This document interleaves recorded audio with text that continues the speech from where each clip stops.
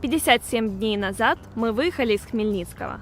И вот наш Мурзик довез нас в Кот-д'Ивуар. Казалось бы, что такое 2 месяца? Но мы успели повидать немало. Позади уже и первые контакты с африканскими госпиталями, и походы в трущобы Сьерра-Леоне, и даже 6 дней без душа в необъятной Сахаре. И вот мы в Кот-д'Ивуаре. Страна сразу дала понять, что нас ждут неожиданные встречи. Первая ночь в гостинице нас познакомила с невиданным животным – цефалофом.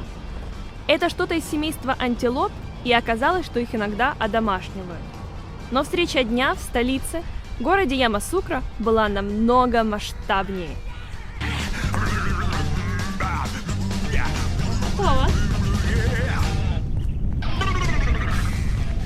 Мы в городе Ямасукра в Кот-д'Ивуаре.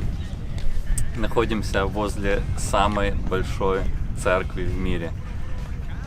Очевидно, что создатели были вдохновлены тем, что они увидели в Ватикане, в соборе святого Петра и Павла, и решили сделать что-то похожее. И так они превзошли по размеру, по крайней мере, Ватикан. Выглядит это все немножко сюрреалистично.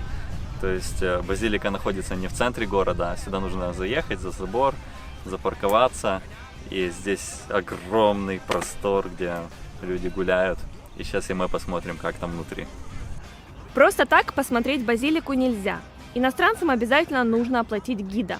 В принципе, это нас устраивало. Тем более гид был достаточно смышленый. I'm Matthias, the guide of the Basilica. Wait. I will be on the Ukraine TV. Yes. Wait. Базилику построили всего лишь за 3 года силами 4500 людей. Финансировал все из собственного кармана президент, который был родом из Ямасукра. Конечно же, доходы были коррупционные, но местные таким достижениями гордятся. Еще бы, перещеголяли весь мир. От того места, где мы стоим, до вершины, до креста, 138 метров.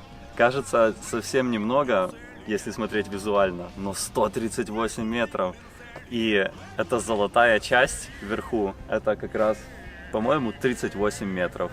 Представьте себе. 9-этажка такая себе. 9-этажка там. Этот голубь, 7 метров размах крыльев. И вообще здесь самое большое количество витражей в мире на помещение. 7500 квадратных метров, если я правильно услышал. Впечатляет. Поместиться внутри может 18 тысяч людей. Но дело не только в размере, а и в технологиях. Только представьте себе, в базилике есть даже невероятной мощности кондиционер, который выводит холодный воздух возле каждого места сидения. Жаль только, что по прямому назначению храм используется редко. Во время нашего визита там практически никого не было. По словам гида, каждое воскресенье проходит служба, тогда и приходят. Но полностью базилика заполняется лишь иногда, на католические праздники. Africa Naklesa. В Кот-д'Ивуаре нас ждало знакомство и с первой увиденной в Африке автомагистралью. Столицу Ямасукра и самый большой город страны, Абиджан, соединяет отличного качества дорога. Сказать, что мы были удивлены, это ничего не сказать. Кроме отличного дорожного покрытия, в наличии было и покрытие интернетом 4G. Конечно же, повсюду контрасты. Хоть это была и автомагистраль, но ничто не мешает сушить свои, а может быть и не свои, вещи прямо на отбойнике трассы. Ничто не мешает мотоциклисту надеть на себя автомобильную шину. А что, надо же как-то ее довести к пункту назначения. Ну и вообще, ничто не мешает жить всем обычной жизнью вокруг. Наверное, в этом и одна из основных прелестей Африки. Жизнь вокруг идет своим путем и добавляет колорит, который всегда есть на фоне, чем бы вы ни занимались. Сам Абиджан нам показался самым развитым африканским городом, что мы до этого времени встречали на своем пути. Чем-то даже напомнил Киев. Контрасты в городе видны очень четко. Основная масса людей живет бедно. и, как вы видели, может сушить свои вещи на отбойнике трассы. Но в это же время в городе есть первоклассные супермаркеты, которые выглядят порой получше своих украинских собратьев, и рестораны, в которых ходят чиновники с охраны. Мы не удержались и зашли в один из таких на бургер, за которым мы за 2 месяца уже соскучились. В Абиджане нам нужно было получить визу в Ганну, но останавливаться там мы не стали. Кемпинга в городе нет, а гостиницы достаточно дорогие. Что-то сносное может быть в районе $100. Мы решили, что будем жить в пригороде, всего в 30 километров, зато прямо на берегу океана. В Кот-д'Ивуаре мы остановились в местечке Гранд-Бассам, возле столицы Абиджана. Вот, с таким видом.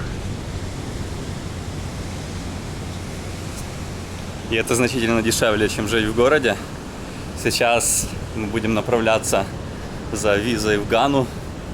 И с нами есть попутчики из Германии попросились, чтобы мы подвезли их в столицу. Хоть даже и сзади, без особого комфорта, но доберутся.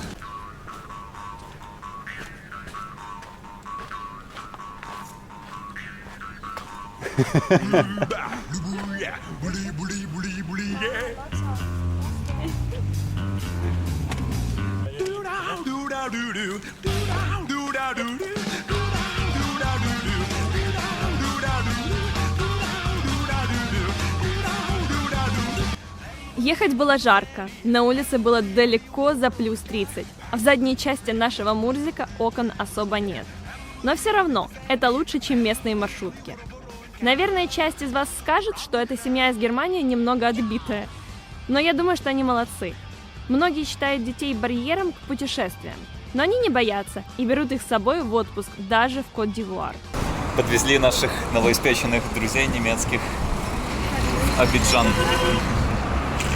Представьте себе, сколько впечатлений получают дети.